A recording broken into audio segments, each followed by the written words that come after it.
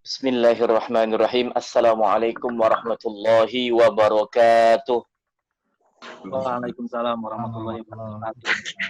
Alhamdulillahilladzi an'ama alaina bi ni'matil iman wal islam wa kutiba alaina as-siyam alladzi huwa ruknun min arkanil islam. Ashhadu an la ilaha illallah wahdahu la syarika lah syahadatan adakhiruha liyaumiz ziham. وأشهد أن محمدا عبده ورسوله الداعي بقوله وفعله إلى دار السلام اللهم صل وسلم وبارك على نبينا محمد وعلى آله وأصحابه وسلم تسليما كثيرا وبعد يا أيها الذين آمنوا اتقوا الله حق تقاته ولا تموتن إلا وأنتم مسلمون. Takmir Masjid Baitur Rahman Fiskani Residen yang dimuliakan Allah, kepada host Pak Iqbal yang dimuliakan Allah, serta para undangan jemaah semua yang hadir dalam kajian online malam hari ini. Alhamdulillah Allah Ta'ala masih berkenan memberikan nikmat yang besar sekali kepada kita semua untuk menghadiri majelis ilmu ini. Mudah-mudahan jadi wasilah, jadi jalan bagi kita untuk mendapatkan pertolongan Allah. Amin.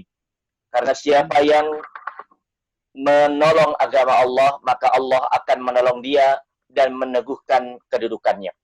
Salawat dan salam semoga selalu tercurah kepada utusan Allah, kepada seorang raja tanpa istana, seorang kaya tanpa harta, seorang manusia dan mulia Nabi kita Muhammad sallallahu alaihi wasallam. Begitupun kepada keluarga beliau, para sahabatnya, tabi'in, atba'ut tabi'in, dan kita sebagai umatnya. Mudah-mudahan tetap istiqamah di atas ajaran beliau, di atas tuntunan sunnah beliau, meski saat ini krisis dan wabah melanda negeri kita tercinta. Amin ya rabbal alamin. Jamaah rahimakumullah, pada pertemuan sebelumnya kita sudah membahas banyak hal tentang teknis puasa Ramadan. Di pertemuan sebelumnya kita sudah membahas tentang perkara-perkara yang wajib ditinggalkan oleh orang-orang yang berpuasa, lalu perkara yang boleh dilakukan, juga 5 golongan manusia yang mendapatkan kemudahan atau rukhsah boleh tidak berpuasa. Hari ini kita akan belajar tentang darajatus shaum. Darajatus shaum yaitu tingkatan ibadah puasa. Tingkatan puasa yang dilakukan oleh hamba-hamba Allah. Atau boleh juga disebut derajat-derajat dari orang-orang yang melakukan ibadah puasa. Untuk menyampaikan kepada tema ini, saya ingin sedikit reminding tentang definisi saum, ta'rifatus siyam, yang dulu pernah disampaikan di pertemuan pertama, bahwa puasa menurut definisi para ulama yang paling umum adalah, ya ini mengingat kembali supaya kita tidak salah, imsakul mukallafi anil mufattirati biniyatit ta'abbudillahi min tulu'il fajri ila ghurubis syams. Usaha seorang mukallaf itu orang yang terkena beban syariat. Kalau laki-laki ditandai dengan baligh, disebut baligh, kalau perempuan balighah. Jadi orang yang sudah baligh atau balighah disebut dengan mukallaf atau terkena taklif beban syariat. Kita ingat ayat yang berbunyi la yukallifullahu nafsan illa wus'aha. Ya Allah, jangan bebankan kami sesuatu beban yang kami tidak sanggup memikulnya.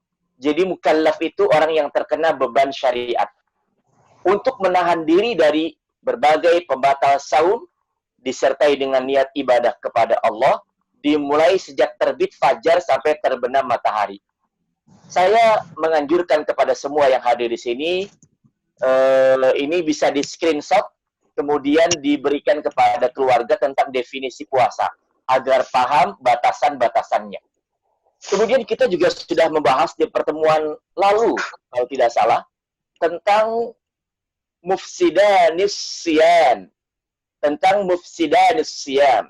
Dua perusak puasa. Yang pertama muftirat, yang kedua muhbitat. Muftirat yaitu al-aklu, makan, asyurbu, minum, wal jima', hubungan suami istri siang hari. Ini muftirat, membatalkan puasa atau merusak, membuat seseorang menjadi berbuka dalam puasanya apabila dilakukan di siang hari bulan Ramadan. Ini muftirat. Dia wajib mengqadha'nya di hari yang lain apabila melakukan ketiga hal ini.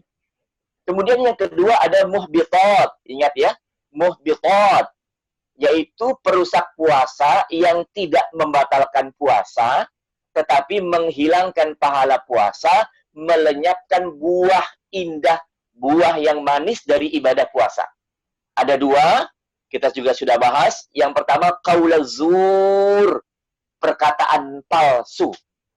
Sebagaimana hadis Nabi Shallallahu Alaihi Wasallam, "Man lam yada' qaulaz zur wal 'amala bih, falaysa lillahi hajatun fi an yada'a ta'amahu wasyarabah." Siapa yang tidak meninggalkan perkataan dusta, bohong, kadzib, dan amaliyah yang bersifat dusta juga. Karena kadangkala ada juga perkataannya mungkin berkata jujur, tapi amaliyahnya dusta. Berapa banyak di kita, ya, orang-orang atau petinggi kita melakukan kedustaan ini ya. Mereka melakukan pencitraan segala macam, sebenarnya perbuatan dusta. Karena yang ditujunya ada, yang diniatkannya ada. Ya, nah ini juga nggak boleh dilakukan. Qaulaz zur tidak boleh. Dia akan menyebabkan puasanya, pahala puasanya hilang, walaupun puasanya tidak batal.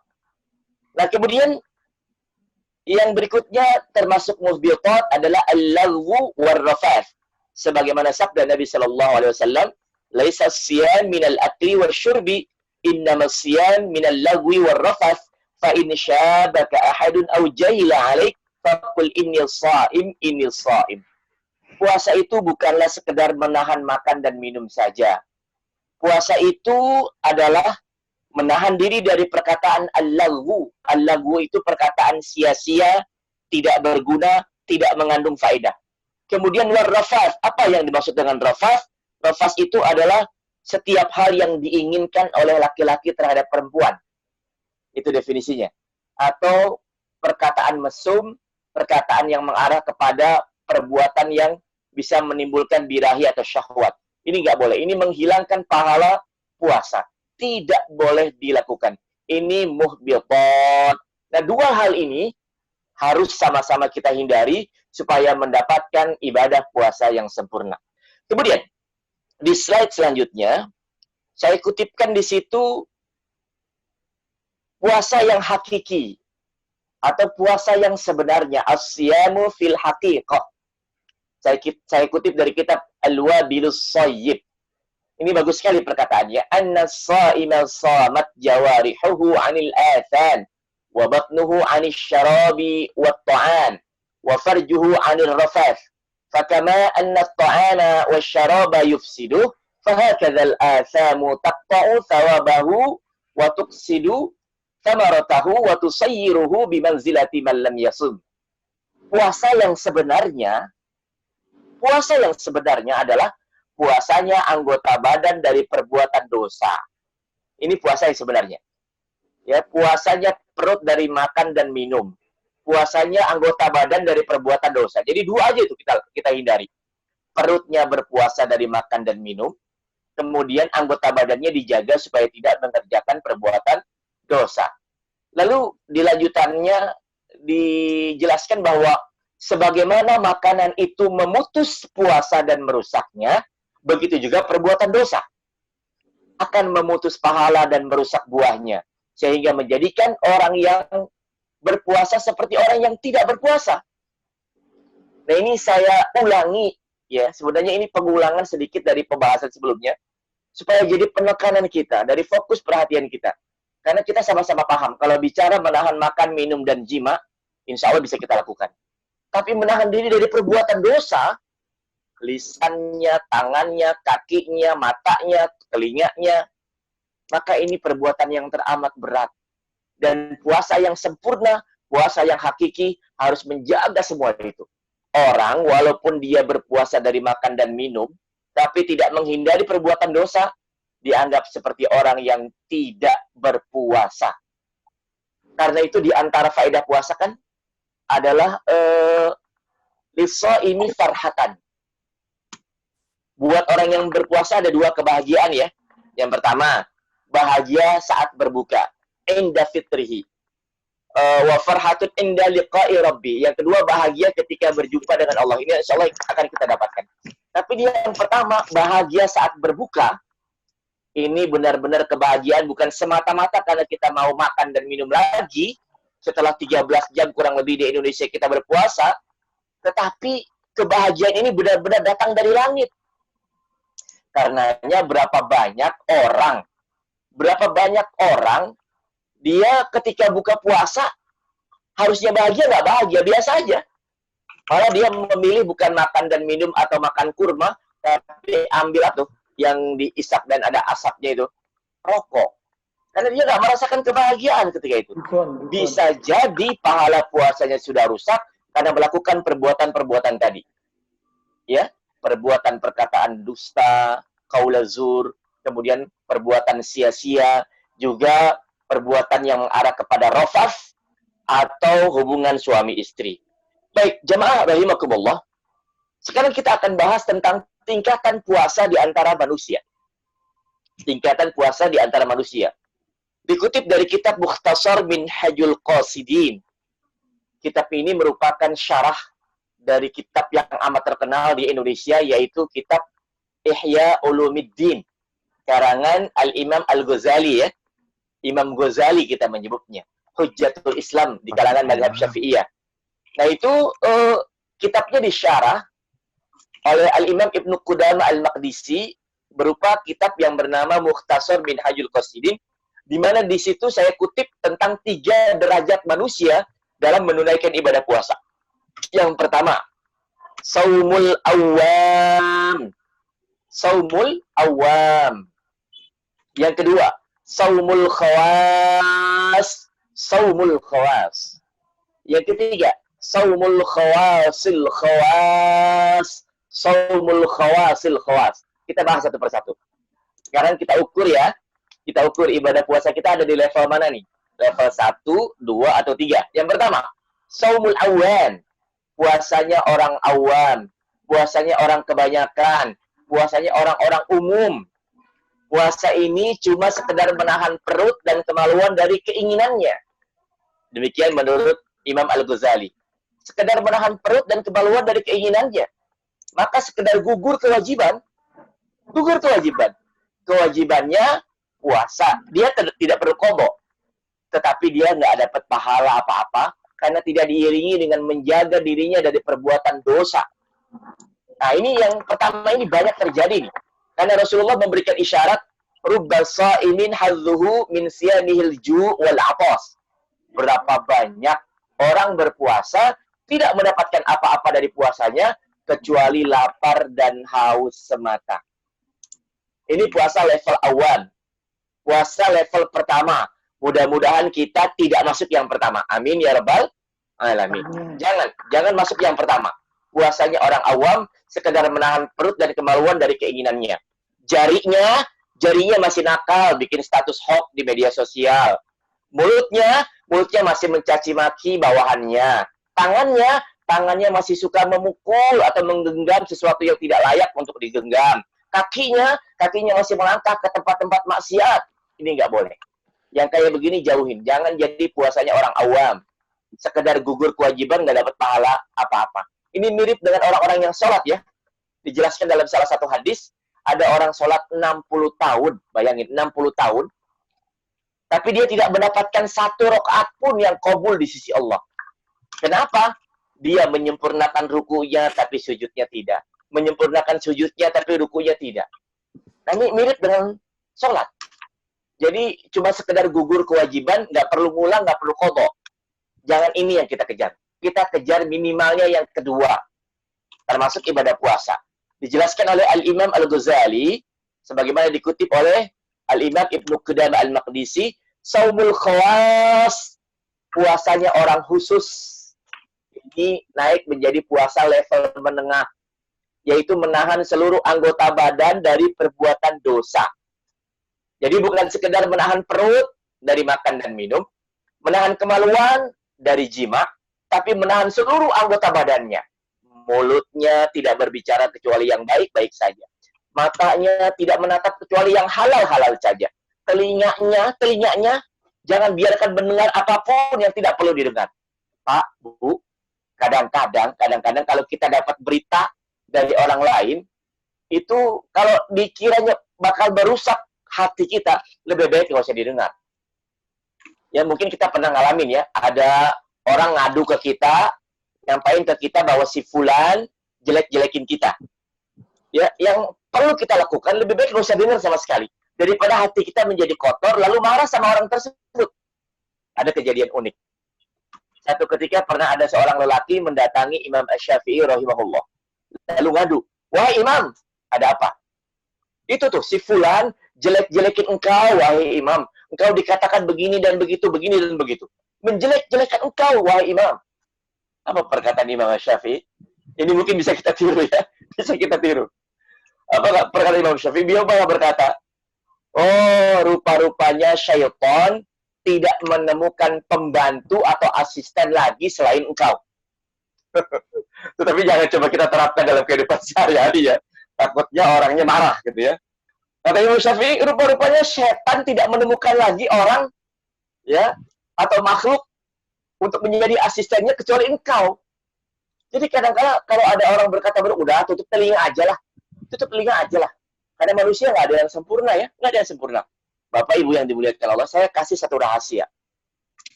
Kalau kita menemukan kesalahan, dosa, atau aib yang dilakukan oleh saudara kita, kalau istri, orang tua, kakak, adik harus kita maafkan. Ini orang lain lah. Tetangga, teman, ya atau kerabat agak jauh. Kalau kita menemukan mereka berbuat kesalahan, padahal mereka termasuk hamba Allah yang tidak pernah meninggalkan sholat, maka kalau kita melihat itu, buru-buru cari 1000 alasan, 1000 uzur yang mungkin membuatnya jadi terjerembab dalam perbuatan dosa itu. Jadi jangan buru-buru memvonis. Ini salah satu kesalahan kita adalah mudah sekali memvonis, terburu-buru dalam mengambil kesimpulan, tergesa-gesa dalam menilai orang lain. Akibatnya, hubungan suami dan istri menjadi rusak. Hubungan orang tua dan anak menjadi berjarak. Teman dan sahabat saling menghujat. Ya, tetangga dengan tetangga tak mau mendekat. Bahkan muslim dengan muslim saling sikat. Semuanya terjadi karena kita mudah sekali memvonis, terburu-buru dalam mengambil kesimpulan, atau tergesa-gesa dalam menilai orang lain. Karena itu tutup dah telinga kita. Tutup telinga kita. Daripada bikin konflik, lebih baik kita tutup telinga kita perdengarkan yang baik-baik saja. Baik, ini puasa jenis kedua. Jadi, kalau makan dan minum mampu kita lakukan, naikin dong derajatnya. Naikin derajatnya. Ingat, kajian malam hari ini diingat betul. Kita pengen jadi minimalnya level kedua nih. Saumul khawas. Orang-orang khusus yang melakukan ibadah puasa, bukan cuma tidak makan, tidak minum, tapi menjaga mulutnya dari berkata dusta, matanya, telinganya, tangannya, kakinya. Ketika kita berangkat kantor, ya, ada orang ngajak ngomongin orang lain, menggibah orang lain, katakan inni shaim, saya sedang berpuasa. Jadi dicegah tuh, diincar betul jangan sampai kita terjerumus dalam perbuatan dosa tatkala berpuasa. Sebab kalau kita lakukan perbuatan dosa itu, kenikmatan puasa udah nggak ada lagi. Pahala puasanya hilang. Cuma sekedar gugur kewajiban. Baik, kita lihat yang ketiga sekarang. Saumul khawasil khawas. Ini puasanya level sangat tinggi. Mungkin ini levelnya para nabi dan rasul ya. Orang-orang yang dijaga kesuciannya oleh Allah. Yang diberikan sifat ma'sum. Yang terjaga dari kesalahan para nabi dan rasul. Yaitu orang yang lebih khusus dibandingkan orang yang model kedua. Apa yang dia jaga? Kalau makan minum sudah jelas enggak. Ya. Bahkan Bapak Ibu yang dimuliakan Allah, saking tingginya ketakwaan seorang hamba pernah terjadi kepada seorang sahabat yang mulia, manusia paling bertakwa setelah para nabi dan rasul. Siapa dia? Abu Bakar As-Siddiq. Ini ada kisah nyata. Begitu luar biasa ketakwaan Abu Bakar As-Siddiq. Pernah satu ketika Abu Bakar As-Siddiq dapat kiriman makanan dari seorang kepada dia. melalui pembantunya. Ya, kalau tidak salah sebotol susu. Ya, kemudian dia disidangkan kepada Abu Bakar As-Siddiq. Apa yang terjadi? Yang terjadi adalah ketika Abu Bakar mencoba meminum susu tersebut, apa yang terjadi? Yang terjadi tiba-tiba saja tubuhnya menolak dan memuntahkan susu tersebut. Allahu Akbar. Ternyata dari susu tersebut terdapat sesuatu yang haram. Luar biasa. Jadi badannya otomatis menolak. Makanan haram masuk ke mulut, tiba-tiba menolak. Nah, ini luar biasa sekali. Nah, kita kejar, kalau bisa sih, bagus sekali nih. Puasa level yang paling tinggi, saumul khawasil khawas. Yaitu menahan hati dari keinginan hina, yang menjaga pemikiran dari perbuatan yang bisa menjauhkan dari Allah, serta menahan hati seluruhnya secara total dari selain Allah. Jadi kata kuncinya untuk mendapatkan kesempurnaan ibadah puasa level paling tinggi adalah jaga hati kita. Kalau makan dan minum sudah berhasil kita jaga, kalau perbuatan dosa sudah kita tinggalkan, maka berikutnya yang perlu kita lakukan, bersihkan hati kita secara total dari segala hal selain Allah. Ada sebuah syair yang sangat terkenal, yang mungkin kita sama-sama hafal, ma fi qalbi ghairullah. Ma fi qalbi ghairullah. Tidak ada apapun di hatiku selain Allah. Nah, ini sangat penting buat kita lakukan. Menjaga kebersihan hati. Hati itu ibarat jendela. Jendela itu kalau dia bersih, bisa menerima cahaya matahari masuk ke dalam rumah. Cahayanya full masuk, memberikan udara yang sehat, memberikan penerangan yang mencukupi bagi rumah tersebut. Tetapi bayangkan kalau jendela itu nggak pernah dibersihkan. Kotoran melekat dibiarkan. Lama-kelamaan dia berkarat. Tidak bisa dibersihkan. Maka cahaya yang masuk pun berkurang. Begitulah hati kita. Kalau tidak dijaga kebersihannya, jangan-jangan cahaya hidayah, dengerin ceramah, orang baca Quran, suara azan berkumandang, nggak lagi bermakna buat kita. Ini berbahaya. Ini berbahaya. Begitu pentingnya perkara hati, makanya ada seorang ulama dari Bandung, namanya Kiai Haji Abdullah Gimnastiar. Tahu semua ya? Aagim. Itu sejak dulu masih muda punya brand yang disebut MQ. Apa singkatan dari MQ? Manajemen kalbu. Artinya apa? Manajemen hati. Nyebutnya jangan manajemen kalbu ya, Pak. Ya, tapi manajemen kalbu pakai kaf, bukan kalbu pakai kaf. Kalau kalbu artinya apa? Anjing, ya. Kalbun itu artinya anjing. Tapi kalau kalbun itu artinya hati atau fuad. Ya, jadi kita menyebutnya manajemen kalbu, bukan manajemen kalbu. Kalau kalbun artinya anjing, ya. Ya, punya brand namanya MQ. Kenapa? Karena beliau sadar betapa penting buat untuk memperbaiki hati kita setiap saat. Dan saya ingin bacakan satu ayat. Satu ayat yang sangat penting untuk kita resapi. Yaitu dalam surah Asy-Syu'ara ayat 88. Ayat 88. Allah Ta'ala berfirman, A'udzu billahi minasyaitonir rajim.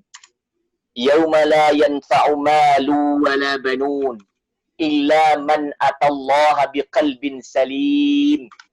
Ingatlah satu hari ketika harta, malun harta, wala banun juga anak-anak. Tidak lagi yanfa'u, tidak lagi bermanfaat. Di alam dunia ini kita butuh harta dan anak-anak, ya. Harta kita butuhkan untuk menghidupi diri kita dan orang-orang yang kita cintai. Anak-anak jadi pelipur lara. Sesedih apa, seberat apapun beban hidup seorang ayah atau suami, ketika pulang ke rumah melihat rona suci, ceria, senyuman indah dari anak-anaknya, hilang semua beban hidup, betul? Itu yang terjadi. Maka kita butuh kehadiran anak-anak. Dan mereka seringkali jadi penolong, apalagi di saat kita sudah tua. Anak yang berbakti itu, dia akan lebih mementingkan hidup orang tuanya dibandingkan anak-anaknya. Karena itu orang tua yang punya anak yang saleh dan solehah, nggak perlu khawatir lagi di masa tuanya, akan dikirim ke panti jompo, lalu dilupakan oleh anak-anaknya. Di siang, saya keluar rumah karena ada keperluan yang nggak bisa ditinggalkan. Lalu saya lihat ada seorang lelaki yang sudah tua renta, jualan apa kalau nggak salah jualan batagor. Sudah renta, Pak. Saya berpikir dengan istri, ini anak-anaknya kemana? Jadi tengah wabah begini, si kakek masih jualan batagor di pinggir jalan, berdebu, berisik, kena hujan, kena panas. Anak-anaknya kemana? Karena itu kita butuh kehadiran anak-anak memang. Insya Allah anak-anak yang saleh, tatkala kita mendidik mereka dengan baik, akan menjadi penolong kita di setiap saat. Nah, tetapi saya kasih satu resep. Jangan mimpi kita mendapatkan bakti dari anak-anak kalau kita tidak berbakti pada orang tua kita. Ingat ya, jangan mimpi mendapatkan bakti dari anak-anak kalau kita sendiri nggak berbakti. Ustadz, orang tua saya sudah meninggal. Lah, nggak ada masalah. Orang tua sudah meninggal tetap bisa berbakti. Pernah saya ajarkan belum di sini ya? Ada 4 cara berbakti pada orang tua meskipun orang tua sudah meninggal. Ada 4 cara. Pertama, anaknya rajin baca Quran. Kedua, anaknya menyambung silaturahim dengan orang-orang yang dicintai ayahnya.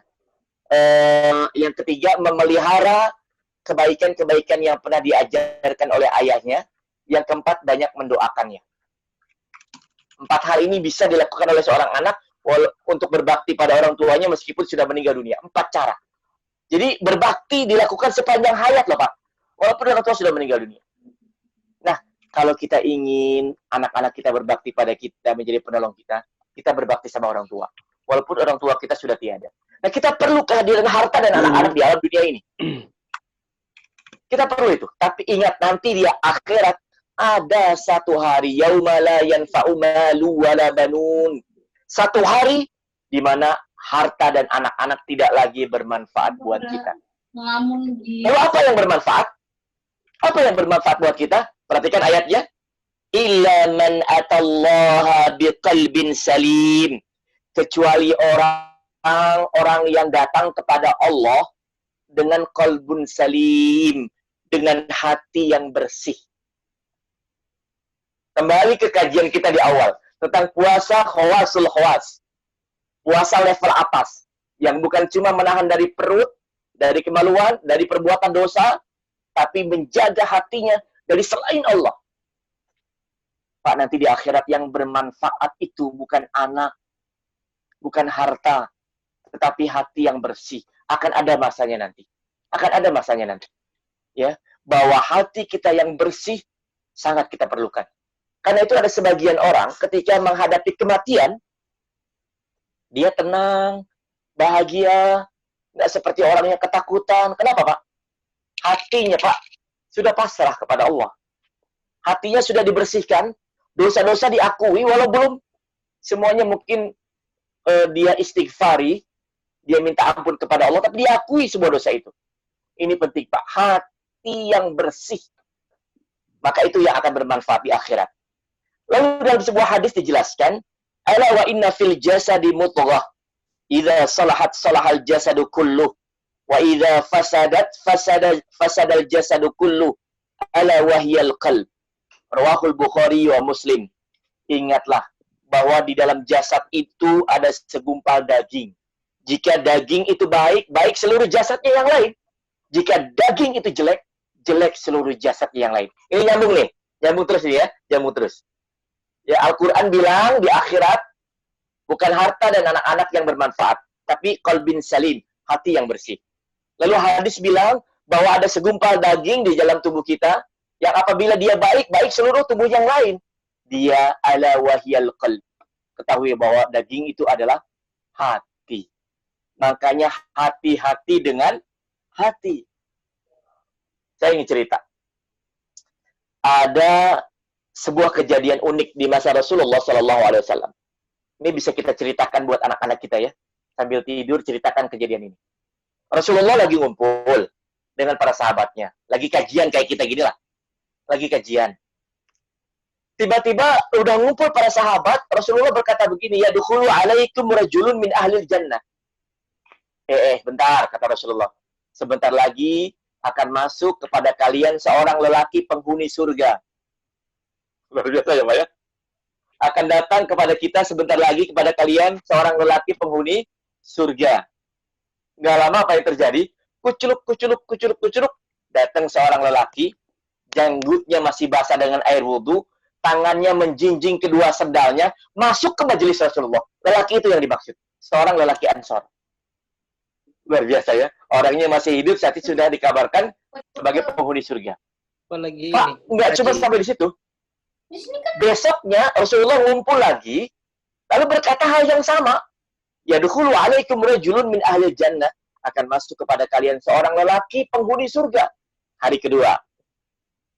Lalu terjadi lagi, Pak. Hari berikutnya, orang yang sama, Rasulullah berkata lagi, yadkhulu alaikum rajulun min ahli jannah, akan masuk kepada kalian seorang lelaki penghuni surga. Lelaki yang sama, lelaki Ansor, masuk ke majelis Rasulullah. Kira-kira kalau terjadi di zaman kita, Pak, kita bakal penasaran nggak sama laki-laki ini? Penasaran ya?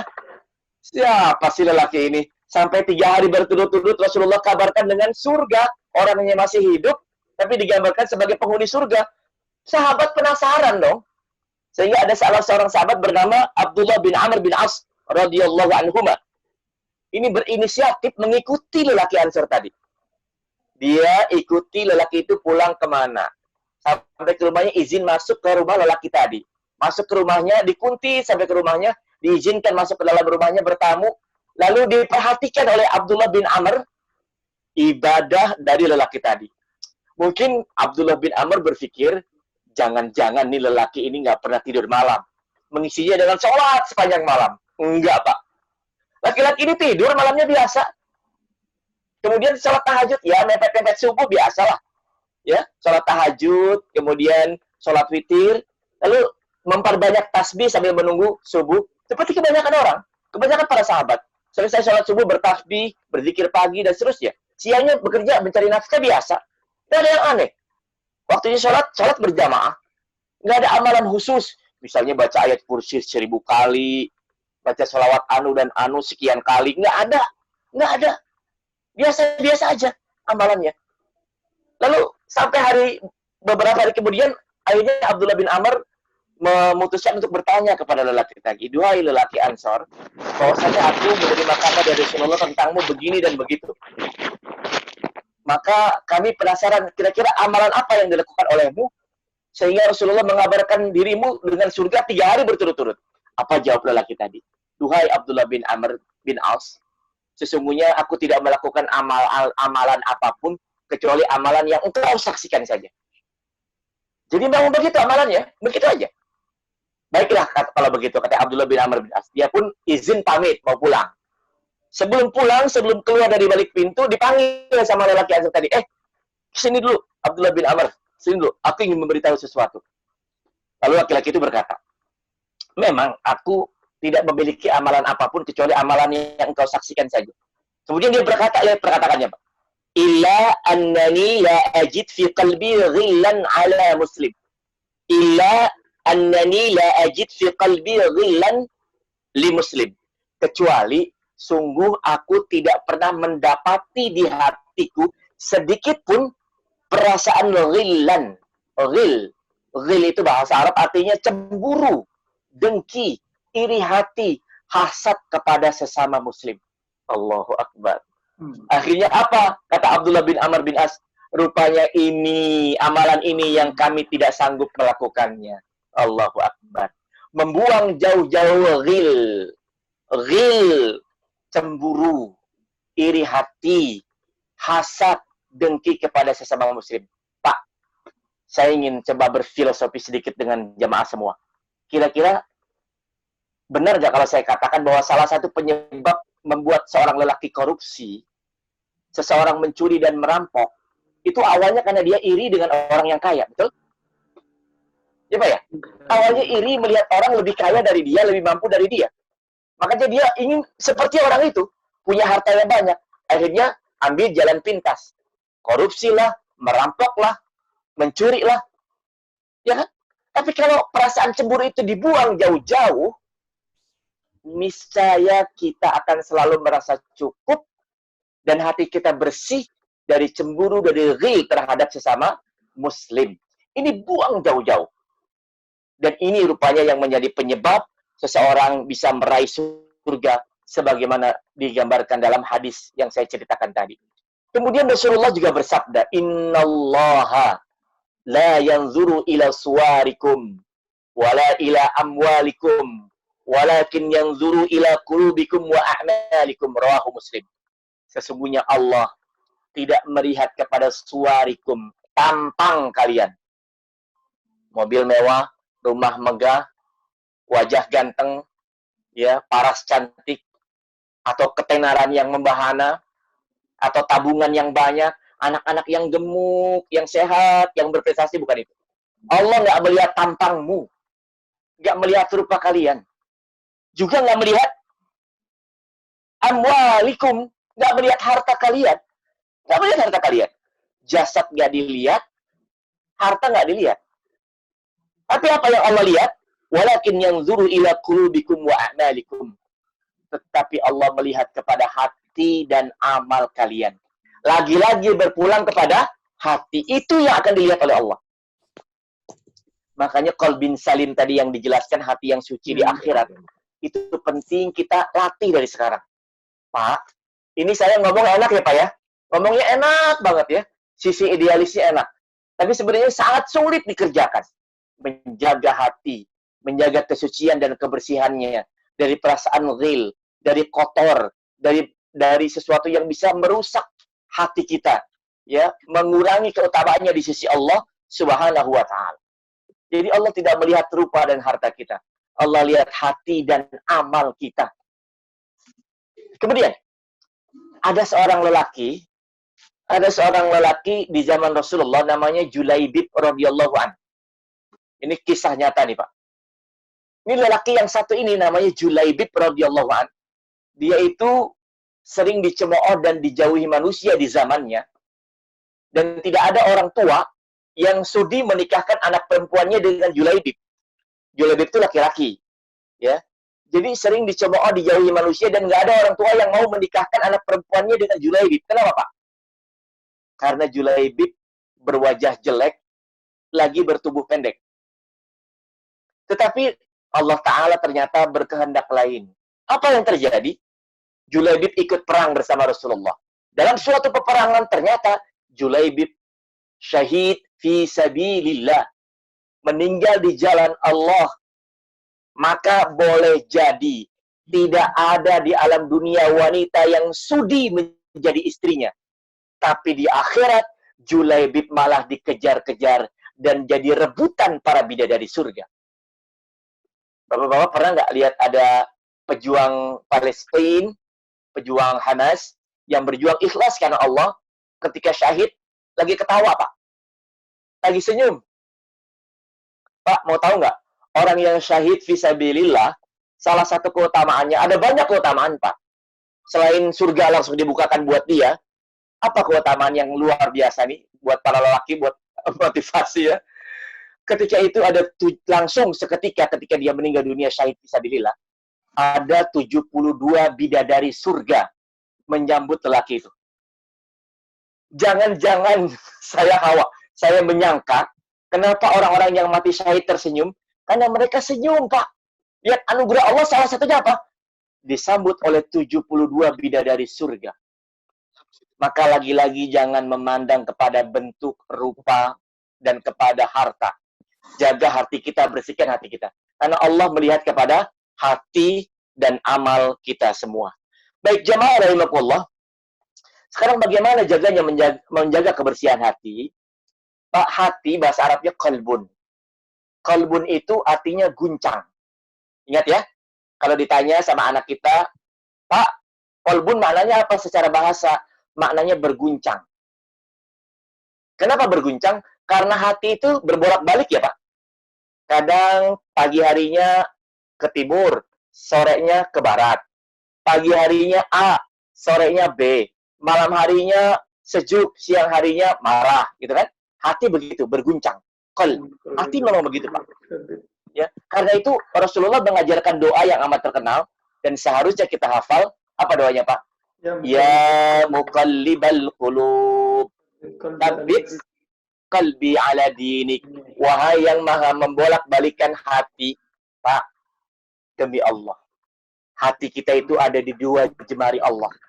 Allah bolak-balikan sesuai dengan kehendaknya. Karena itu kita harus selalu memohon kepada Allah agar hati kita tidak dibalikkan kepada kekufuran. Kalau cuma kurang harta, manusia pasti akan mengalami itu. Tapi kalau kehilangan hidayah, dapat musibah dalam masalah agama, berat taruhannya, Pak. Berat taruhannya. Ada orang tadinya kafir, lalu masuk Islam jadi muslim. Kemudian tergoda oleh wanita, jadi kafir lagi. Kemudian masuk Islam lagi. Kemudian tergoda jadi kafir lagi. Kemudian mati. Ini apa, Pak? Ada ya? Seorang tokoh di negeri kita, yang kalau saya sebutkan namanya pasti tahu. Begitu, Pak. Agama kayak buat mainan. Muslim, kafir, Muslim, kafir. Ujungnya pas meninggal apa, Pak? Kafir dia. Kasihan sekali orang ini. Jangan sampai seperti itu. Karena itu perlu buat kita menjaga hati supaya tetap bersih dengan banyak berdoa. Ya muqallibal qulub, tsabbit qalbi ala dinik. Ini penting kita lakukan. Baik, kemudian Al-Iman Ibnu Qayyim Al-Jauziyah. Sekarang bagaimana mengatakan tentang cara mengecek hati kita. Baik, sekarang kita tadi sudah bicara tentang level puasa paling tinggi, yang bukan cuma menahan lapar dan haus, juga bukan cuma menahan dari dosa, tapi menjaga hatinya dari selain Allah. Sekarang bagaimana cara tahu kita bahwa kita masih punya hati? Ustaz, saya masih punya hati kok. Saya masih cinta sama istri dan anak-anak. Saya masih suka baca Quran, alhamdulillah. Tapi coba kita cek. Ya, Al-Imam Ibnu Qayyim Al-Jauziyah pernah berkata, "Utlubu qalbaka fi thalathati mawatin." Kata beliau, carilah hati kalian di 3 tempat. Jadi cara mengecek kita punya hati atau enggak di 3 tempat. Yang pertama di mana? Yang pertama, inda sana'il Qur'an. Saat mendengar bacaan Al-Quran. Kalau kita punya hati, saat didengarkan bacaan Quran, kita nggak main-main, Pak. Bahkan zadathum imanan, bertambah imannya. Kita langsung berhenti, Pak. Kita langsung berhenti, meninggalkan kegiatan. Karena itu di sebagian daerah, ada yang paling anti menyetel murotal di masjid, karena konsekuensi di setel murotal di masjid, orang yang mendengarnya harus mendengarkan, karena Al-Quran. Nggak boleh main-main. Kalau ada orang baca Quran, kita dengarkan. Nggak boleh main-main. Nah, orang punya hati atau tidak kelihatan ketika sedang mendengarkan Quran. Kalau hatinya biasa-biasa saja, ini mah bacaan biasa. Kalau hatinya menganggap ini sesuatu yang agung, bahkan menempatkan Al-Quran di tempat yang mulia, insya Allah dia masih punya hati. 1. Ketika mendengarkan bacaan Al-Quran. Yang kedua, bagaimana cara mengecek kita masih punya hati atau enggak? Yaitu wafi majalis zikr. Ketika berada di majelis zikr, majelis ilmu, majelis Al-Quran, majelis yang kita jalani saat ini. Sedang ngaji, sedang tausiah, sedang kajian, cek hati kita. Kalau hati kita bawaannya ngantuk, belum, punten ya, bawaannya lebih memilih balas, WhatsApp, padahal lagi dengerin ceramah, Masya Allah ya. Bahkan lebih senang kalau ada pengajian, duduknya di belakang, dekat, tiang masjid sambil ngantuk-ngantuk dikit gitu ya. Nggak semangat mendengarkan kajian-kajian ilmu gitu, cek orang Sunda namanya. Nah, yang kayak begini jangan-jangan nggak punya hati. Cek hati kita. Yang kedua di mana, Pak? Di majelis ilmu atau majelis fikir. Yang ketiga, di mana kita bisa mengecek hati kita? Kata Imam Ibnu Qayyim Al-Jauziyah, wa fi awqatil khalwah. Di saat engkau sedang sendiri. Mungkin kalau yang pertama, sedang mendengarkan bacaan Quran, kita rada hare-hare lah. Orang baca Quran, datang ngartos makna naonnya. Jadi dia biasa aja, dia tahu itu Al-Quran. Kurang mengena. Di majelis ilmu ya sekedar syarat kewajiban bisa hadir, dapat ilmu sedikit, diamalkan, boleh, bagus. Tetapi yang paling kentara yang ketiga nih, Pak. Yaitu wafi awqatil khalwah. Awqatul khalwah. Awqatul khalwah. Di saat sedang khalwah, sedang sendirian. Itu cek hati kita. Itu penting untuk mengecek hati kita. Lihat hati kita, kecenderungannya kemana. Pak, kalau malam hari kita bangun, pengen pipis, lagi tidur, pengen pipis, sering terjadi ya. Setelah pipis, kemudian masih jauh dari tahajud, sekitar jam 1, jam setengah 2, kan masih belum tahajud ya. Tahajud yang ideal jam setengah 3. Ya, kita lalu kembali ke pembaringan kita, itu gunakan kesempatan emas itu untuk mengingat Allah. Untuk mengecek posisi kita di sisi Allah. Kalau kita gampang menangis di saat seperti itu, melihat beban dosa yang begitu banyak, cita-cita mulia yang belum tercapai, maka kita masih punya hati. Tapi di saat sendiri, kita tidak bergunakan kesempatan itu, tidak mengingat Allah, jangan-jangan kita nggak punya hati. Saya kasih tahu rahasia. Mungkin mudah-mudahan dialami oleh bapak-bapak semua ya. Bapak-bapak semua. Kalau lagi bawa mobil sendirian mau ke kantor, dengerin murotal, dengerin ceramah di head unit mobil kita, pernah nggak kita menangis? Kalau pernah menangis di saat sendiri, kita masih punya hati. Sebab berapa banyak orang ketika naik mobil yang didengerin langsung musik pop. Langsung irama favoritnya. Membuat dia lalai dari mengingat Allah. Jangan-jangan dia nggak punya hati. Cek hati kita di saat sendiri. Berapa banyak suami ketika berangkat kerja, ketika dia sendirian berlinang air matanya. Melihat tanggung jawab yang berat di atas pundaknya. Untuk menyelamatkan istri dan anak-anaknya. Melayani kedua orang tuanya. Berbuat baik kepada sesama manusia. Atau dia ingat dosa-dosanya yang masih menumpuk. Sementara usianya sudah semakin rentah. Kalau kita dalam kesendirian bisa melihat hati kita ada, ya, bisa menemukan hati kita, kita masih punya hati. Lalu perhatikan kalimat selanjutnya dari Al-Imam Ibnu Qayyim Al-Jauziyah. Jadi kata beliau, carilah hatimu di 3 tempat. Kita ulangi ya. Yang pertama ketika apa, Pak? Ketika mendengarkan bacaan Quran. Yang kedua, ketika apa, Pak?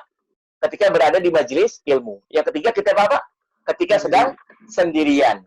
Lalu kata Al-Imam Ibnu Qayyim Al-Jauziyah, fa'ilam tajidahu fi hadhil mawatin, kalau kamu di ketiga tempat ini tidak mendapati hatimu, segeralah minta kepada Allah, sebab kamu tidak punya hati.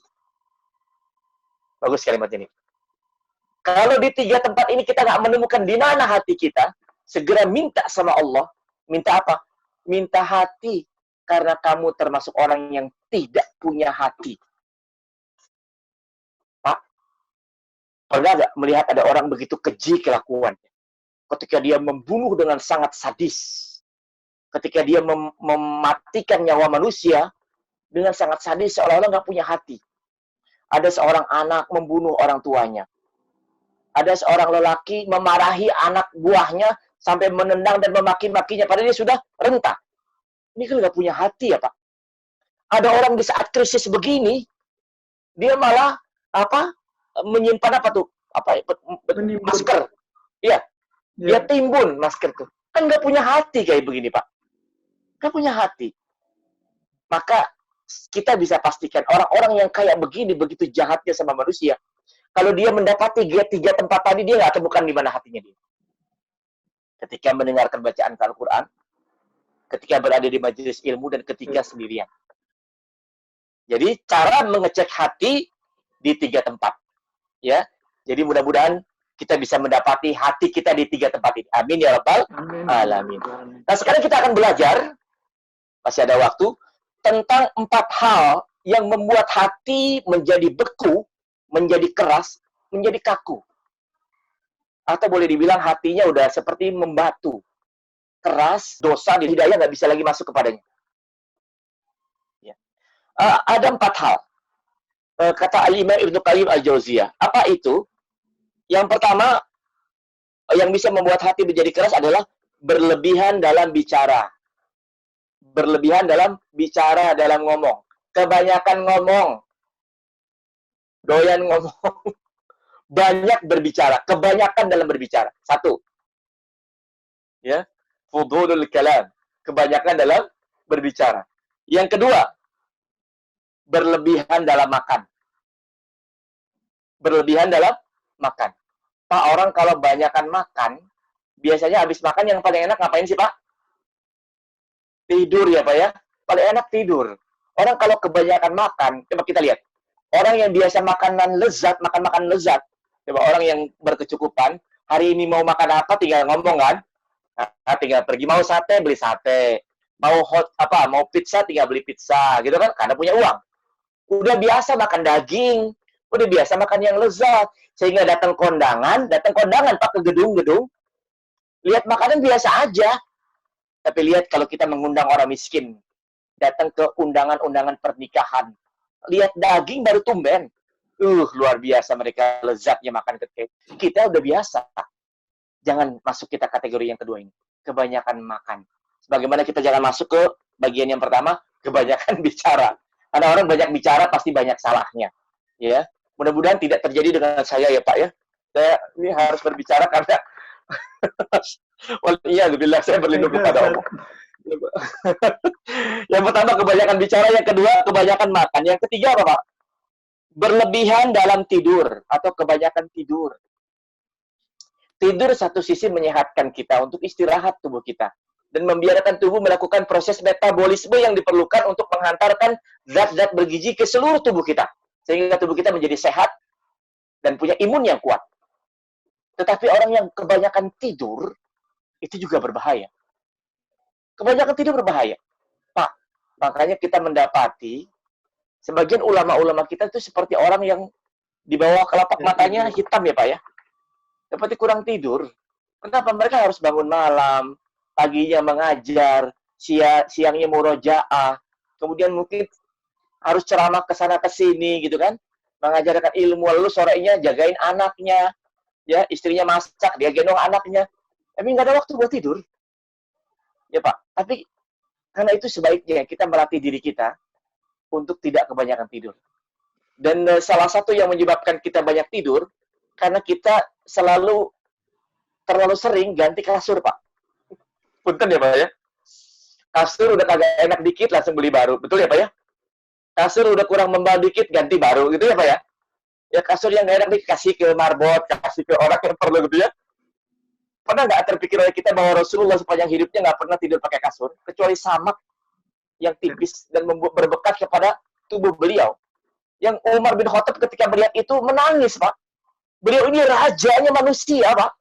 Tapi tidurnya jangan cuma beralaskan ya tikar yang kasar. Lah kita empuk kasurnya Pak, enak. Makanya tidurnya juga enak gitu ya. Coba sekali-kali lah. Kita jangan terlalu sering ganti kasur deh ya. Ganti kasur saya bilang ya, bukan teman kasur ya Pak ya. Ganti kasur jangan terlalu sering. Ya, biarkan kasur itu apa adanya aja lah. Ya, jangan terlalu mewah supaya kita nggak keseringan tidur, keenakan tidur. Ya. Baik, kemudian yang berikutnya yang keempat yang membuat hati menjadi keras adalah berlebihan dalam pergaulan. Berlebihan dalam pergaulan. Sehingga membuat kita tidak selektif dalam memilih teman. Memang saya harus tegaskan, pilih-pilih teman itu wajib hukumnya. Kalau kita bicarakan ini di budaya kosmopolitan, perkataan saya ini dianggap aib, Pak. Pilih-pilih teman itu dianggap dosa menurut mereka. Tapi dalam agama ini memang kita disuruh memilih teman supaya pergaulan kita beres. Sesungguhnya agama kita itu bergantung kepada teman kita. Kalau kita nggak tahu agama seseorang, lihat temannya siapa. Kalau Ustadz Rahmat jelas temannya Ustadz Adi, ya Pak Iqbal, atau Pak Yusron, atau siapapun lah yang hadir majelis ini. Temannya jelas, pergaulannya jelas, jangan berlebihan dalam pergaulan. Pak, jangan biarkan istri kita terlalu ikut banyak arisan ya Pak. Punten ya Pak ya. Bentar-bentar arisan sana kocok, besoknya arisan sini kocok. Buat suami nggak ada waktu. Ngajarin anak sekolah nggak ada waktu gitu ya. Masak belum beres, cucian terbengkalai, setrikaan menumpuk gitu kan. Kita biarkan istri kita terlalu berlebihan dalam pergaulan. Sekedarnya saja Pak. Asalkan kita nggak disebut sebagai orang yang sombong, waktu rapat warga kita hadir, kerja bakti kita duluan. Itu kan penting ya Pak ya. Ada rapat warga kita hadir, kerja bakti duluan. Itu mesti begitu Pak. Jangan kerja bakti mesti digebrak-gebrak dulu. Duluan hadir muslim tuh harus begitu. Kerja bakti datang duluan. Ya, harus seperti itu. Pergaulan yang bagus, yang positif, yang sehat. Jangan pergaulan yang berlebihan. Pak, ada nggak orang yang hatinya tidak bisa berpaling dari post security? Punten ya. Punten ya. Setiap kali kita mau menemui orang itu, gampang. Temui saja di post security lagi ngapain? Lagi nongkrong, lagi ngobrol. Gampang cari si fulan mah. Temuin aja tuh di pos. Paling dia lagi main catur, lagi ngobrol, lagi ngopi gitu ya. Ya mudah-mudahan ada yang positif. Ya kayak begini repot loh Pak. Repot bener. Apalagi sudah jadi habit. jadi kebiasaan. Gak bisa meninggalkan itu. Bukan nggak boleh nongkrong, bukan nggak boleh ngobrol, boleh ngobrol. Tapi kalau sudah jadi budaya, jadi habit, berbahaya. Berlebihan dalam pergaulan. Ujung-ujungnya apa? Tidurnya kemalaman, ngobrolin yang nggak perlu, bicara politik seperti politikus, bicara perempuan sampai dalam banget. Kan begitu ya? Bicara hantu sok tahu. Pak, ada 3 obrolan, ini rahasia, jangan bilang-bilang. Rahasia tapi bilang-bilang ya. Ada 3 obrolan, saya kasih tahu nih, ini perkataan ulama ya Pak ya, bukan perkataan saya. Ada 3 obrolan yang kalau kita ngobrol itu nggak ada ujungnya. Mau tahu nggak Pak? Atau nanti aja kita bahas ya. Kalau kita ngobrolin 3 hal ini, itu nggak ada ujungnya kata ulama. Mau tahu nggak? Yang pertama ngobrolin apa Pak? Ngobrolin politik. Itu pertama. Orang kalau bicara politik, semuanya jadi politikus, betul? Ya, mungkin polinya sudah hilang jadi tikusnya doang. Semua jadi ahli. Coba lihat. Padahal dia mungkin nggak tahu apa yang ada di balik itu. Hari ini kelihatannya berseteru, besoknya jadi sahabat. Begitu ya Pak? Bicara politik, nggak ada habisnya Pak. Nggak ada habisnya. Tidak ada musuh abadi. Yang kedua, apa pembicaraan yang tidak ada ujung-ujungnya? Berbicara tentang wanita buat laki-laki. Kalau wanita bicara tentang laki-laki. Coba. Kalau udah ngobrolin tentang perempuan, sampai dalam banget kita ngobrolin. Ingat nggak dulu waktu kita masih mahasiswa? Kalau ngobrolin tentang mahasiswa Fakultas Sastra, Masya Allah, nggak habis-habis. Obrolin lagi gitu kan. Padahal kita nggak tahu tentang wanita itu. Karena belum kawin begitu biasanya. Ngobrolin perempuan tuh nggak ada habisnya. Yang ketiga, ngobrolin hantu, ngobrolin setan, ngobrolin apa alam gaib. Itu biasanya manusia sok tahu. Padahal dia nggak pernah melihat. Iya, semalam saya merasakan getaran-getaran di tubuh saya, bener. Masya Allah. Jadi sok tahu. Jadi seolah-olah kalau bicara tentang hantu, semua orang jadi paranormal, betul? Ini 3 pembicaraan yang nggak jumpa nggak aja. Ini dikaitkan dengan matinya hati gara-gara kebanyakan bergaul. Kita ulangi ya. Ini biar nggak ngantuk, saya bawa jok sedikit. 4 hal yang mematikan hati atau mengeras hati. Yang pertama Pak, berlebihan dalam bicara. Yang kedua, berlebihan dalam makan. Yang ketiga, berlebihan dalam tidur. Yang keempat, berlebihan dalam bergaulan. Baik, terakhir sebelum kita bertanya jawab, saya akan berikan 5 obat hati supaya bagus. 5 obat hati. Kalau tadi mencari hati di 3 tempat, sekarang obat hati. Obat hati itu ada 5. Biasa disebut dengan tombo apa? Tombo hati. Tombo hati. Ada 5 perkaranya. Ini saya bukan lagi nyanyi ya.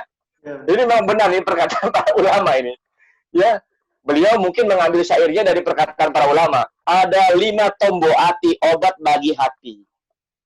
Ini saya flashback lagi sedikit supaya kita nggak terlalu dianggap penyimpang terlalu jauh. Kita bicara tentang level puasa yang ketiga ya Pak. Saumul khawasil khawas. Puasanya orang yang sangat khusus. Itu bukan cuma puasa dari makan, minum, dan kemaluan. Puasa dari perbuatan dosa juga mempuasakan hatinya dari selain Allah. Nah, bicara tentang obat hati ada 5 perkaranya. Yang pertama, baca Quran dan maknanya. Ya, jadi biasakan nanti nih Ramadan kita baca Quran, adalah waktu-waktu tertentu juga baca maknanya ya Pak. Memang yang dikejar di Ramadan ini bukan baca makna memang, tapi mengkhatamkan berulang-ulang. Tapi ya bolehlah satu waktu kita baca Al-Muluk, coba terjemahannya aja, lalu pahami maknanya. Yang pertama, baca Quran dan maknanya. Yang kedua, sholat malam dirikanlah. Jadi banyak sholat malam. Pak, nanti akan ada pertanyaan. Ustadz, kalau sudah taraweh boleh sholat malam kagak? Boleh. Ya, saya nggak akan jawab nanti aja kalau dia nanya ya. Ustadz, kalau sudah sholat witir bersama imam, boleh sholat malam nggak? Nggak akan jawab. Dia nanti ada yang nanya. Takutnya nanti nggak ada yang nanya ya. Baik, sholat malam dirikanlah. Yang ketiga, saya senang bikin penasaran Bapak ya. Yang ketiga, apa yang ketiga? Berkumpullah dengan orang saleh. Perbanyak berkumpul dengan orang saleh. Ya, dengan para asatidz, dengan guru-guru kita, dengan sahabat kita yang rajin ibadah, banyak berkumpul dengan mereka. Ya, tadi bicara tentang pilih-pilih temannya, Pak ya. Kemudian yang keempat, perbanyaklah berpuasa. Pak, perut yang kosong itu membeningkan hati kita. Sehingga kita bisa mengurangi syahwat. Saya ingin beritahu bahwa yang menyebabkan syahwat bergelora adalah karena faktor makanan. Kalau makanan nggak dikendalikan, itu syahwat bergelora, Pak. Makanya di orang-orang Arab, kalau menyebut daging unta, itu bukan daging unta, Pak. Mau tahu nggak namanya apa, Pak? Kalau nyebut daging unta itu namanya syaitoniyah. Daging unta itu disebutnya syaitoniyah. Jadi siapa yang makan daging unta akan keluar nafsu seperti syaiton. Ini kiasan saja. Memang daging unta tuh bikin luar biasa ya pengaruhnya, luar biasa pengaruhnya. Ya saya tidak perlu jelaskan, insya Allah tahu sama-sama ya. Perbanyak berpuasa. Yang berikutnya yang kelima, zikir malam perpanjanglah. Saya ingin kasih tahu kalau kita mungkin malam tertentu males lagi, berat banget sholat malam, minimalnya ketika mau tidur lagi banyak zikir kepada Allah. Buat kita menangis, berholwat berdoa dengan Allah. Zikir malam perpanjanglah. Jangan pernah memejamkan mata dalam kondisi sedang mendengar musik klasik, musik dangdut, musik apa lagi? Pokoknya segala macam musik. Supaya gampang tidur dengan musik. Salah. Jangan-jangan dia matinya su'ul khotimah. Na'udzubillah min dzalik. Buatlah kita tertidur dalam kondisi karena kelelahan berzikir. Ucapkan la ilaha illallah wahdahu la syarikalah. Lahul mulku wa lahul hamdu wa huwa ala kulli syai'in qadir. Wala haula wala quwata illa billah. Subhanallah walhamdulillah wala ilaha illallah wallahu akbar. Kata Rasulullah, siapa yang membaca doa itu ketika mau tidur sampai dia tidur, dosa-dosanya akan diampuni meskipun sebanyak lautan. Ya, buih di lautan. Apa doanya, Pak?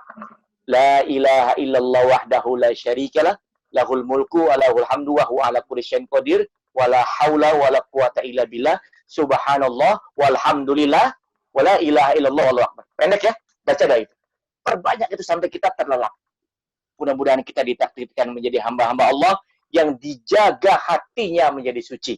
Pak, kalau hati sudah suci, maka yang keluar dari lisan juga suci. Teko yang berisi kopi tidak akan pernah mengeluarkan susu yang putih. Teko yang berisi comberan tidak pernah mengeluarkan teh manis. Teko yang berisi air putih hanya akan mengeluarkan air putih. Maka begitulah hati kita. Kalau hati kita bersih, yang keluar dari mulut kita, yang kita tatap, yang kita dengar, yang kita genggam, yang kita langkahkan kaki kita, semuanya yang baik-baik. Maka hati kita harus kita jaga kesuciannya. Mata bisa lupa siapa yang kita lihat. Tapi hati tidak akan pernah lupa siapa yang ia cintai. Karena itu hati yang bersih hanya mencintai apa yang Allah dan Rasulnya cintai. Dan hanya membenci apa yang Allah dan Rasulnya benci. Mudah-mudahan kita bisa menjadi orang-orang yang berpuasa dengan sempurna, naik levelnya tahun ini. Walaupun dilanda krisis, naik levelnya. Minimalnya yang kedua ya Pak, puasa menengah. Tapi lebih bagus, naik puasa khawasil khawas. Sehingga kita Idul Fitri tahun ini, meskipun kemungkinan tidak bersama-sama, tapi kita mendapatkan derajat ketakwaan sebagaimana dikehendaki dalam surah Al-Baqarah ayat 183. Baik, cukup kajian kita hari ini yang penekanannya pada penyucian hati kita. Itulah level tertinggi dari puasa kita. Mudah-mudahan bermanfaat. Assalamualaikum warahmatullahi wabarakatuh. Waalaikumsalam warahmatullahi wabarakatuh. Pak Zaki ya. Apakah Enggak, Pak ketika kan Ya, silakan Pak Zaki. ada sebagian orang beranggapan bahwasanya perbuatan jelek itu apa istilahnya dinisbatkan kepada Allah. Apakah itu diperbolehkan, Ustaz? Ya, menisbatkan perbuatan jelek kepada Allah gitu ya. Iya. Ya, baik. Terima kasih Pak Zaki. Terima kasih atas pertanyaan yang bagus sekali. Bolehkah kita menisbatkan perbuatan jelek kita kepada Allah? Tentu saja jawabannya tidak diperbolehkan. Pak, biasanya orang yang seperti ini adalah orang yang berpaham Jabariyah. Yang berpaham Jabariyah itu orang yang menyalahkan takdir dalam segala perbuatannya. Kalau dia sekarang jadi pencuri, jadi seorang yang belum soleh, itu gara-gara takdir Allah katanya begitu. Tidak boleh menyalahkan Allah. Ya, tidak boleh menyalahkan Allah dalam segala urusan. Bahwa Allah menciptakan baik dan buruk, ya benar. Allah menciptakan kehidupan kematian, benar. Menciptakan malaikat juga, menciptakan iblis dan manusia juga benar. Tapi semua itu pasti mengandung hikmah buat kita. Dan kita semua pasti ditawarkan kebaikan di dalamnya. Ya ada banyak hikmah. Jadi jangan pernah menyalahkan Allah apapun yang menimpa kita. Karena itu salah satu hal yang penting kita miliki adalah jangan pernah berburuk sangka kepada Allah. Itu penting. Karena Allah berfirman lewat hadis qudsi, "Ana inda dhanni 'abdi bi." Aku sih bergantung prasangka hambaku saja kepadaku. Kalau hambaku berprasangka bahwa aku tidak akan membuatnya jadi kaya, dia tetap miskin selamanya. Jadi kita tetap harus optimis. Ini sekarang nih zaman krisis, zaman wabah, zaman musibah. Kita harus tetap berprasangka baik kepada Allah Subhanahu wa Ta'ala. Bahwa semuanya tidak terjadi kecuali mengandung hikmah. Juga kita hindarkan ya Pak, ini nasihat saya penting sekali. Hindarkan kajian-kajian yang bersifat cocok logi ya Pak. Udah tahu mungkin ya. Cocok logi itu mengaitkan berbagai kejadian dengan kejadian-kejadian akhir zaman. Jangan. Kita lihat apa adanya sajalah. Karena perkara-perkara akhir zaman sebagian tidak diberikan informasinya kapan akan terjadi. Ya, jadi jangan sampai kita berpikir begini begitu melihat kejadian hari ini lalu dikaitkan dengan kejadian-kejadian akhir zaman. Intinya kita harus selalu berprasangka baik kepada Allah Subhanahu wa Ta'ala. Assalamualaikum warahmatullahi wabarakatuh. Waalaikumsalam warahmatullahi wabarakatuh. Pak Ustadz, punten mau nanya. Kan Ya, kalau silakan. kita kan harus tetap menjaga hati ya Pak Ustadz. Misalkan Iya. apabila ini mah perumpamaan saja ya Pak Ustadz. Misalkan ada orang yang menzolimi atau menfitnah kita gitu ya. Kan kita kan nggak boleh tetap harus Dendam. menjaga kita dendam atau bagaimana gitu ya Pak Ustadz. Iya. Kita pernah baca Iya. di surat An-Nisa itu ada artinya tuh Allah tidak menyukai perkataan buruk yang diucapkan secara terus terang kecuali oleh orang yang terzolimi gitu. Nah itu maksudnya gimana ya Pak Ustadz? Dikaitkan dengan perumpamaan yang tadi gitu misalkan. Mohon dijelaskan. Ya, tadi di surah apa, Bu? Di surah apa tadi? An-Nisa. Nisa. Tadi apa bunyinya awalnya tadi? Maaf, Allah nggak tidak- kedengaran tadi putus sedikit. Oh iya. Allah tidak menyukai perkataan buruk yang diucapkan secara terus terang kecuali oleh orang yang dizolimi. Oh ya, baik. Baik, terima kasih Bunda atas pertanyaannya. Baik, terkait dengan perbuatan buruk kepada kita, Al-Quran mengajarkan idfa billati hiya ahsan. Itu prinsip ya. Kalau kita mendapat perlakuan buruk, idfa billati hiya ahsan. Balaslah perbuatan buruk itu dengan sesuatu yang lebih baik. Dan ini adab kita sebagai seorang muslim.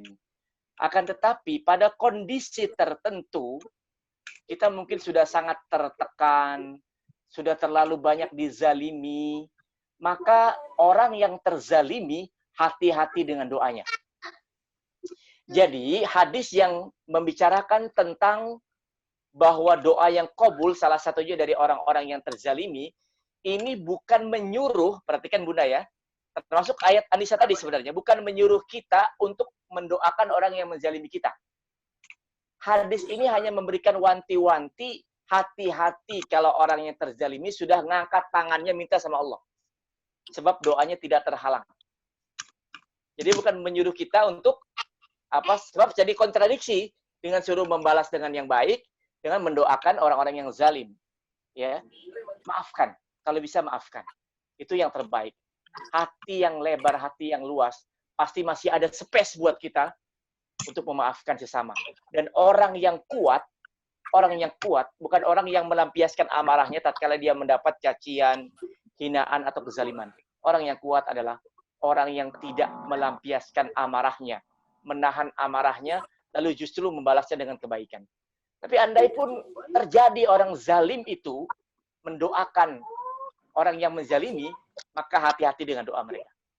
Ya, hati-hati dengan doa mereka. Karena doa orang yang terzalimi itu tidak terhalang oleh pintu langit. Tapi rumus dasarnya selalu mintalah kepada Allah Subhanahu wa Ta'ala. Kadang-kala kita tidak bermaksud mendoakan, tapi kita ngadu sama Allah, betul? Nggak mau mendoakan yang jelek, tapi kita ngadu sama ya Allah. Saya hari ini mendapatkan musibah begini, begitu. Akhirnya apa? Akhirnya qabul saat itu. Besoknya tokcer tuh. Ya, terjadi musibah terhadap orang yang menzalimi. Ya. Yang terbaik buat kita maaf. Jadi pahala buat kita. kalau ada orang gibahin kita, anggap aja tabungan pahala buat kita. Ya. Amalkan tabungan pahala buat kita. Tapi kalau kita membalasnya saat itu juga, pahalanya nggak dapat. Karena sudah impas. Sudah impas. Lebih baik dijadikan tabungan pahala. Begitu ya, Bun? Mudah-mudahan bisa terjawab. Ya, Pak Ustadz. Jazakallah khairan. Wa'iyyakum. Silakan yang lain. Tapi masih konteks dengan kondisi saat ini. Kan ada Ya. hadis Nabi terkait dengan wabah. Bahwa kalau di suatu daerah ada wabah, maka kita jangan memasukinya. Tapi kalau kita sudah di dalam daerah yang kena wabah, kita dilarang keluar. Yang saya mau tanyakan, kalau misalnya kita keluar dari daerah wabah, misalnya kayak di Jabodetabek lah, kita keluar ke Jawa, tapi alasan kita karena dalam rangka nengok orang tua yang sakit keras gitu. Nah, apakah keluarnya kita untuk nengok orang tua itu melanggar hadis Nabi tersebut? Baik, terima kasih atas pertanyaannya, Pak. Ya, hadisnya amat terkenal. Apabila ada wabah, janganlah kamu mendatanginya. Atau kamu berada di daerah wabah tersebut, janganlah kamu keluar darinya. Larilah kamu dari wabah seperti kamu lari dari singa. Sampai seperti itu, Pak ya. Yeah. Pak, di zaman sahabat, itu terjadi wabah yang luar biasa. Sampai setiap hari 1.000 orang meninggal dunia. Itu luar biasa. Maka anjurannya jangan memasuki tempat tersebut. Termasuk orang yang di sana jangan keluar. Ya, jangan keluar. Nah, apakah apabila kita saat ini menengok orang tua kita yang sakit, sementara kita masuk zona merah, itu termasuk perbuatan yang melanggar hadis Nabi SAW? Secara umum dan global, ya termasuk. Termasuk. Karena hadis ini tidak berbicara kondisi-kondisi khusus.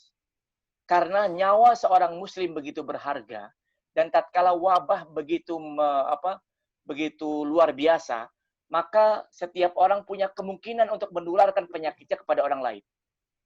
Karena itu kita harus menjaga nyawa manusia. Ya, bisa jadi dengan kita datang orang tua yang sedang sakit, bukan membawa kesembuhan, malah apa, Pak? Malah membuat orang tua kita jadi terkena wabah. Kan saat ini sudah amat kita pahami ya, Pak, bahwa wabah yang satu ini kadangkala tidak memiliki gejala. Orang yang sehat, orang yang nggak batuk, orang yang nggak demam, ternyata dia orang yang sangat berpotensi menularkan wabah. Jadi hadis ini memang amat bermanfaat. Karena itu sebaiknya apa yang kita lakukan? Yang kita lakukan mendoakan orang tua kita, lalu menyuplai semampu kita bantuan-bantuan asalkan kita tidak keluar dari wabah tersebut. Wallahu a'lam, wallahu a'lam. Tapi kalau kita merasa yakin sehat, kemudian pemerintah masih membolehkan, wallahu a'lam, wallahu a'lam. Ini mungkin kondisinya darurat. Kondisinya darurat. Tapi berdasarkan hadis tadi, sebaiknya jangan dilakukan. Sebab kita akan menzalimi sesama manusia. Wallahu a'lam. Begitu ya, Pak? Setiap larangan hukum asalnya haram. Ya, masalah sholat lail ya. Malam. Ya, sholat Ya, lail. apakah setelah kita sholat tarawih, witir, kemudian apakah kita diperbolehkan lagi, Ustaz? Syukran, jazakumullah. Wa'iyyakum, baik. Ya, jawabannya tentu saja saya tanya, di bulan Ramadan memperbanyak ibadah bagus atau jelek? Bagus. Bagus. Nah, sekarang kita memperbanyak sholat bagus atau jelek? Hah? Bagus. Bagus. Berarti jawabannya boleh. Jawabannya boleh meskipun sudah sholat witir. Tetapi adab yang terbaik, tutuplah sholat malam kita dengan apa? Dengan witir. Ustadz, kan sholat malamnya enggak. Tadi sama imam atau tadi setelah sholat isya, malam cuma sholat mutlak saja. Jawabannya boleh. Jadi sholat kan macam-macam ya Pak. Kadang-kala kita perlu namanya sholat sunnah mutlak. Bapak pernah nggak Pak? Ada namanya sholat mutlak menunggu khatib datang ketika sholat Jumat. Sebelum adzan berkumandang, kita disuruh sholat lagi. Nggak berhenti-berhenti Pak. Itu namanya sholat sunnah mutlak. Menunggu khatib datang. Dan kalau kita lakukan bagus sekali. Sekarang itu sudah mulai dilupakan sunnah itu. Nah, begitu juga malam hari ketika kita sudah sholat tarawih, sampai witir bersama imam, lalu malamnya bangun dan pengen sholat lagi, niatkan sholat sunnah. Sholat sunnah apa? Pertama, sholat sunnah syukur wudhu. Ya. Yang kedua, sholat sunnah taubat kalau kita merasa punya dosa. Yang ketiga, bisa sholat hajat atau sholat istikharah nama lainnya. Kalau kita punya sesuatu yang ingin kita panjatkan. Yang keempat, banyak ya ternyata ya, sholat sunnah mutlak yang jumlah rakaatnya tidak terbatas. Ya. Tetapi bolehlah pula kalau misalnya imam bersepakat menunda witirnya nanti malam, itu juga boleh. Yang penting jangan sampai terjadi kita tidak sholat witir bersama imam kalau imam ada sholat witir.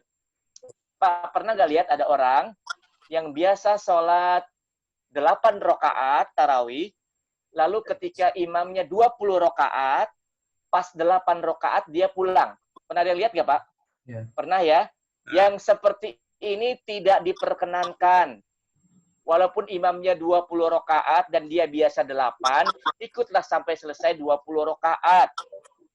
Karena kalau dia sampai pulang cuma 8 rakaat, witirnya 3 di rumah, dia tidak mendapatkan keutamaan sholat semalam suntuk. Pak, orang yang sholat bersama imam sampai selesai, maka dia sama seperti orang yang sholat semalam suntuk. Ada juga Pak orang, biasa di Indonesia, tanah air, sholatnya 11 rakaat atau 8 rakaat taraweh. Oh, paling anti dia ikut 23 rakaat misalnya. Ini guyon ya Pak, ini guyon. Ini tapi kejadian nyata. Pas satu waktu dia umroh di musim Ramadan, di bulan Ramadan, umroh di bulan Ramadan. Dan dia dapati sholat di Masjidil Haram berapa rakaat? 11 apa 23? 23, ya. Ketika ditanya, Mas, kamu kan fanatik banget nggak mau sholat 23, karena beda mazhab katanya. Tapi kok sekarang kamu waktu Ramadan di sini, kok sholatnya ikut imam 23 rakaat? Apa jawaban dia? Ya karena ini mahal harganya, jadi boleh dong pindah mazhab. Jadi karena mahal ongkosnya, boleh pindah mazhab. Jangan sampai terjadi ya Pak ya. 28 boleh. Ya, memperbanyak sampai 40 pun ada riwayatnya. Jadi silakan perbanyak sholat. Tapi adabnya yang terbaik, kalau mau lagi sholat malam, sebaiknya imam nih, kalau di keluarga ya, imamnya calling. Ntar witirnya nanti ya. Witirnya nanti. Kalau imam setuju ya, setuju, nggak apa-apa. Nanti malamnya bangun lagi. Untuk sholat tahajud lagi. Syukurul wudhu, taubat, sholat istikharah atau hajat, kemudian sholat sunnah mutlak, perbanyak. Baru kemudian ditutup dengan sholat witir 3 rakaat atau 1 rakaat atau 7 rakaat. Wallahu a'lam. Halo, Assalamualaikum Ustaz. Mau nanya lagi Ustaz. Salam. Ya, silakan. Salah satu syarat puasa Ramadan kan harus ini ya, niat itu Ustaz ya. Harus apa? Nah, niat puasa. Oh, niat. Ya, betul, niat. Pertanyaannya, jika di pagi harinya atau siang harinya tiba-tiba kita ada rencana keluar kota, terus di dalam siang itu juga kita pengen tetap puasa, tapi ada niat kalau seandainya di tengah jalan ternyata nggak kuat puasa, saya akan batalkan gitu. Jadi ada unsur di dalam hati pilihan niat akan membatalkan ketika nanti nggak kuat di tengah jalan terus tak batalkan aja gitu. Nah ini apakah puasanya tetap sah atau gimana Ustadz ya? Artinya kan niatnya jadi berubah ini di siang harinya. Makasih Ustadz. Assalamualaikum. Waalaikumsalam warahmatullahi wabarakatuh. Pak, kalau ada kejadian mendadak apapun nggak usah diniatin sebenarnya. Karena orang yang normal-normal saja, ada nggak jaminan bahwa siang itu dia nggak berbuka? Nggak ada jaminan. Bisa jadi dia sakit tiba-tiba, bisa jadi dia harus safar tiba-tiba, dan kalau nggak kuat boleh berbuka. Jadi ini nggak ada masalah, la ba'sa. Ya kalau memang dia akan berbuka saja lah. Karena orang safar memang haknya untuk berbuka, boleh berbuka. Jadi nggak perlu pakai niat pun tidak apa-apa. Karena memang orang safar kompensasinya diskonnya rukhsahnya adalah boleh berbuka puasa. Sebagaimana orang sakit juga demikian. Gitu ya Pak. Jadi nggak ada masalah. Yang jadi masalah kalau dia sudah meniatkan tidak berpuasa hari itu.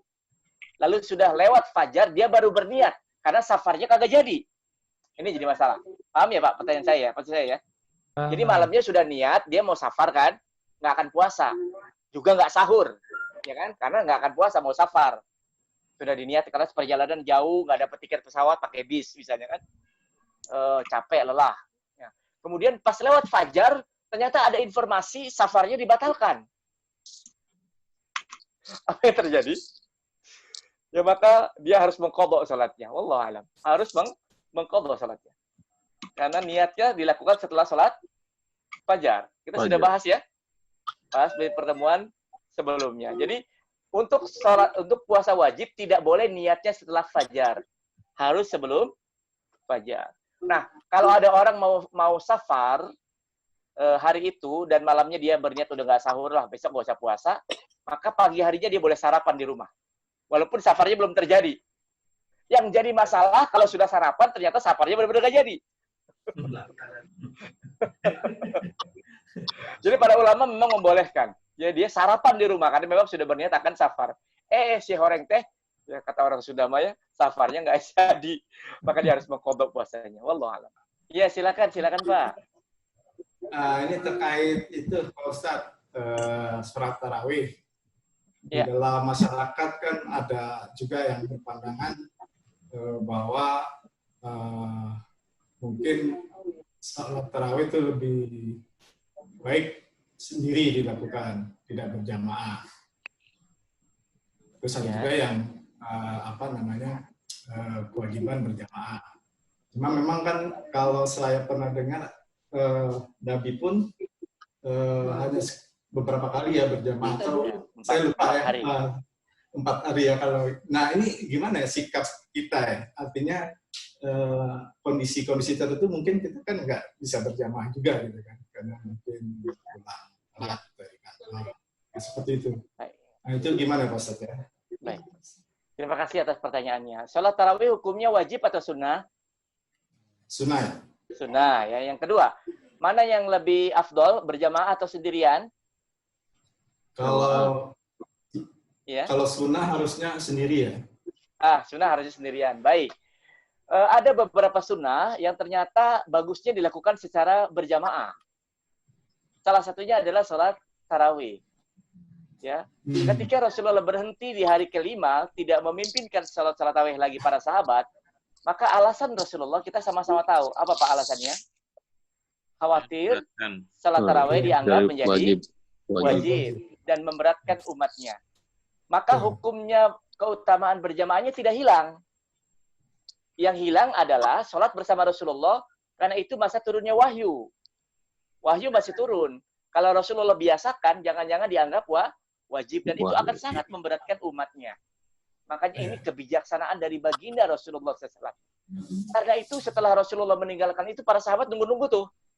Akhirnya karena Rasulullah nggak datang juga mereka pada sholat masing-masing. Dan sholatnya masing-masing ini itu berlangsung sampai masa Sayyidina Umar. Ya, Amirul Mukminin Umar bin Khattab radhiyallahu an. Baru kemudian beliau berinisiatif menghidupkan kembali sholat berjamaah itu.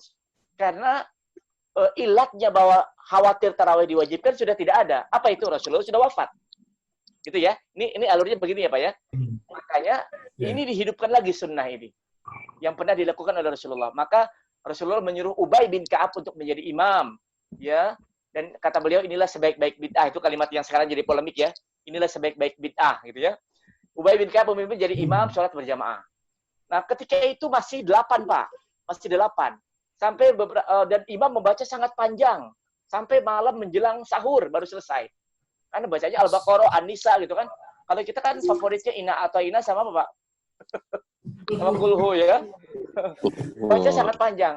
Dan itu memberatkan Pak. Akhirnya apa yang dilakukan Umar? Ini sejarahnya ya Pak ya. Dibuatlah oleh Umar 20 rakaat. Supaya bacaan imam tidak terlalu berat. Baca yang agak pendek, tidak susah yang panjang-panjang. Atau surah panjang tapi dipecah-pecah. Dengan dikerjakan 20 rakaat itu masna, 2. Ada lagi hadis lain, ya salatul lail wan nahar masna. Salat sunnah siang dan malam itu 2. Jadi yang afdol salat tarawih itu bukan, maaf sekali ya, bukan 4, 3 kalau yang 11, tapi 2, 1.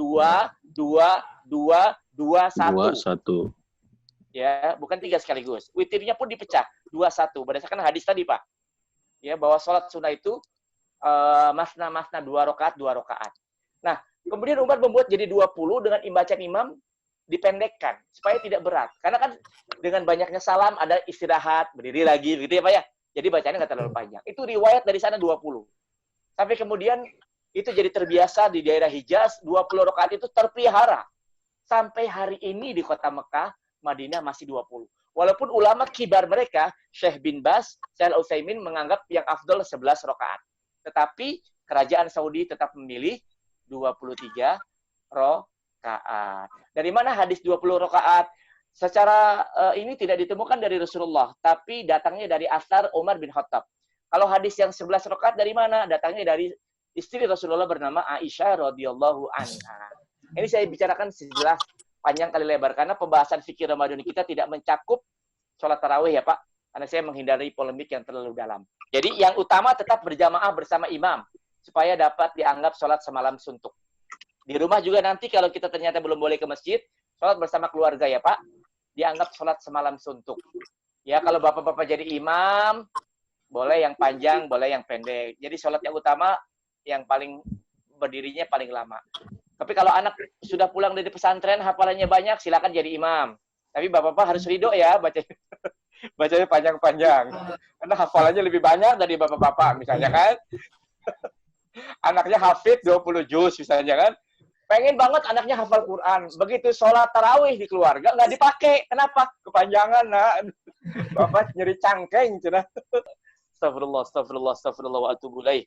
Allahumma salli wa sallim wa barik ala nabiyyina Muhammadin wa ala alihi wa ashabihi wa tabi'in wa tabi'in wa man tabi'ahum bi ihsanin ila yaumiddin wa alaina ma'ahum bi rahmatika ya arhamar rahimin.